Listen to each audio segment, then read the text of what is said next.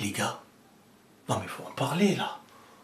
Je sais pas si je dois commencer cette vidéo en évoquant la faiblesse abyssale du Brésil, ou alors mettre en avant cette équipe d'Argentine. Qui plus est, sans Lionel Messi. Les amis, bonjour à tous, j'espère que vous allez bien et que tout se passe pour le mieux pour vous. Alors aujourd'hui les gars, on va parler un petit peu de cette Argentine qui a mis une rouste au Brésil, 4-1, et encore, le but du Brésil, il intervient même pas dans un aspect de football, mais dans un moment où l'Argentine a été nonchalante, tellement elle se sentait en sécurité. Donc, j'ai envie de dire, un 4-1 qui, après les propos en plus de notre Rafinha, qui était remonté comme jamais, alors je sais pas comment ça se fait, il était autant dans la bataille, le combat, oui, ça a mis du piment. Et c'est ce qu'on aime sur ces matchs. L'Argentine-Brésil, de base, il n'y a pas plus gros rivaux en équipe nationale pour moi. Impossible pour l'Argentine ou le Brésil de prendre ce match à la légère. Surtout quand c'est dans ton stade. C'est fou. C'est fou. Bref, donc Rafinha, en fait, qui avait énormément parlé avant le match, en disant des trucs à base de on va les tabasser sur le terrain, et en dehors, machin, truc, s'ils veulent... Bref, c'était très explosif. Et le match, je me suis dit, bon, peut-être qu'on va avoir un Brésil qui va se réveiller et tout. Mais on va pas se mentir, les gars. C'est trop faible. J'ai regardé les hauts classements. Ils sont même pas encore sûrs d'aller à la Coupe du Monde, les mecs. Alors, offensivement, en vrai, c'est pas un problème, même si je trouve qu'il n'y a pas de numéro 9. Je sais pas, mais moi, je vais vous dire un truc, avant de bien revenir sur l'Argentine, parce que je vais bien parler d'eux. Mais pour revenir sur le Brésil... le Brésil que je connais, moi, je n'ai même pas envie de dire de mon époque, mais le Brésil que je connais, dans cette équipe-là, je suis à deux doigts de dire que c'est du 100% qui n'est pas titulaire. Et pour être gentil, je dirais que 90% seraient un troisième choix. Ce ne seraient pas des titulaires, pas des remplaçants, des mecs que tu sais pas s'ils auraient été sélectionnés, ou un troisième choix qui ne jouerait jamais. Vraiment, je vous le dis sincèrement. Le coach, le gardien, les milieux. Après, t'as Vini. Sur le niveau aujourd'hui, t'as Vini, Rafinha, Rodrigo et j'ai envie de dire Marquinhos. Qui pour moi sont vraiment dignes d'être actuellement dans un Brésil. Mais il n'y a pas de numéro 9. Rodrigo, encore une fois, tu le fais jouer jamais dans son vrai poste. Et ça, au Real, c'est un peu la même chose. Mais c'est pas cadré, c'est pas carré. Le milieu se fait tuer. T'es une équipe qui n'est pas en confiance. T'as pas un coach de renommée. Ton gardien, d'habitude, c'est pas lui. Mais bon... Non, franchement, on est loin. On est loin sur ce Brésil. Et cette Argentine leur a mis une rouste, elle les a mangés sur le terrain, techniquement, physiquement. Et pour revenir sur cette équipe d'Argentine, il va falloir le dire, déjà, ils savent tout pratiquer. Ils pratiquent tous les footballs. Ils savent te faire du cholismo, ils savent te faire de la possession, ils savent jouer fin techniquement. C'est-à-dire qu'ils sont capables de te faire la passe de génie, la finition de génie, mais te casser le jeu s'il faut le casser.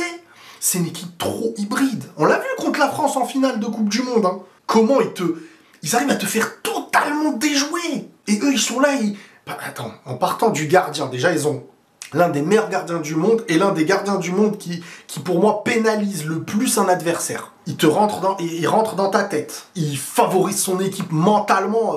Il te booste son équipe.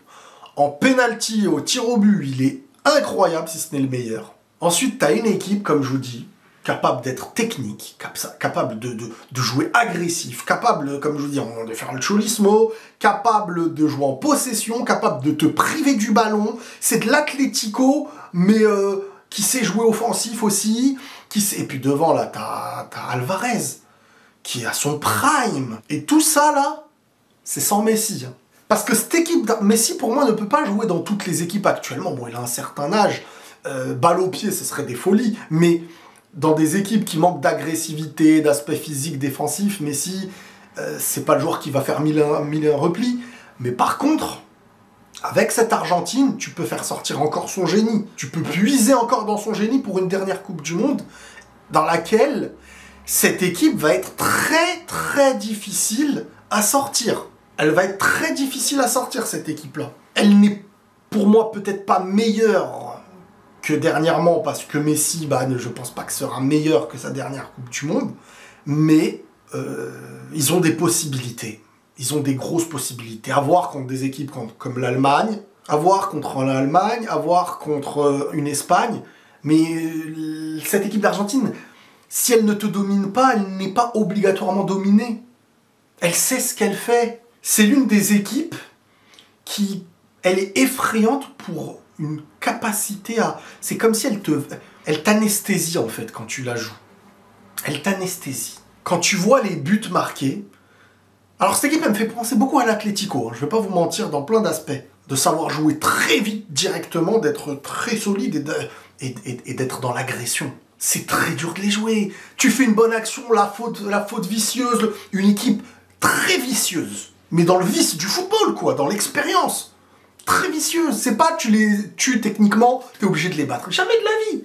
Mais par contre, eux, demi-seconde, boum, tac, physiquement, mentalement, ils rentrent dans ta tête. Tu peux pas faire un match contre eux, football vs football. Non, ils rentrent dans ta tête. Et on l'a vu dans ce match-là. Ça m'a choqué de voir Rafinha pire que Vini dans ces moments de sortir du match énervé. Mais ce que Rafinha fait en parlant comme ça avant un match, pour moi, c'est pas la meilleure chose à faire, parce qu'en fait, tu te perds mentalement dans un match si la difficulté arrive.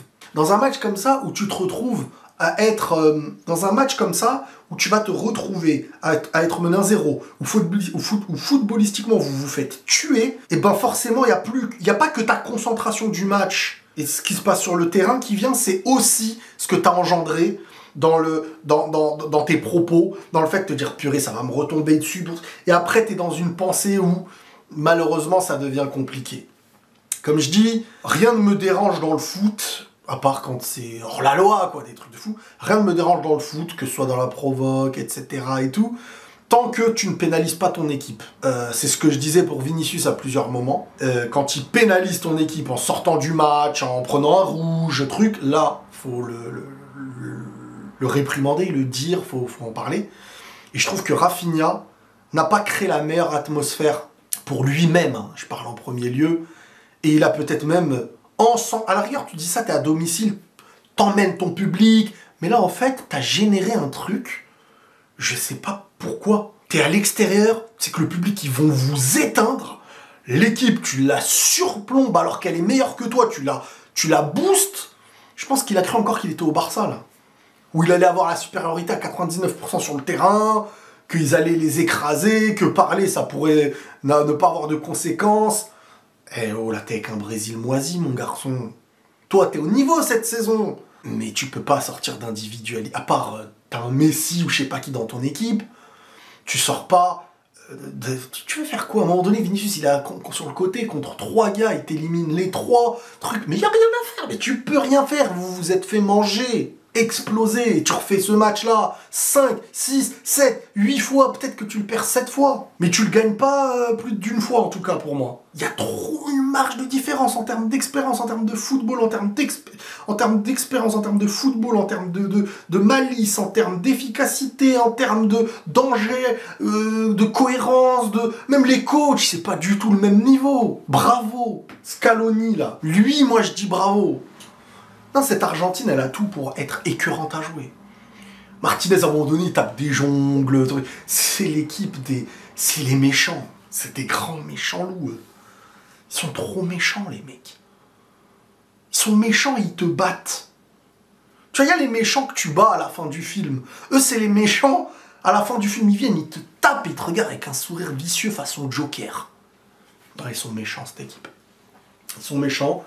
Et moi, je pense que vraiment... équipe qui va être encore redoutable pour la prochaine Coupe du Monde. Attendez, c'est une équipe qu'on ne voit jamais à l'avance. Hein. Pourtant, c'est 2 Copa América de suite avec une Coupe du Monde. Et s'ils prennent une deuxième Coupe du Monde, c'est eux qui vont faire un record, les gars. Le record d'enchaînement fait par l'Espagne. Alors oui, la Copa n'est pas l'Euro. C'est vrai, ça c'est vrai. Mais la Coupe du Monde, c'est la Coupe du Monde.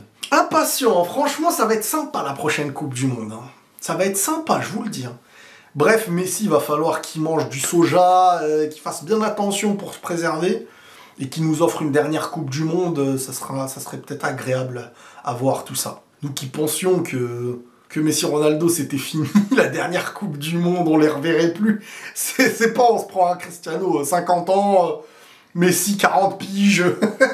Non, incroyable. Bref, cette équipe d'Argentine m'impressionne. Vraiment m'impressionne. Et moi qui pensais que, allez, ils ont eu un moment fort et tout.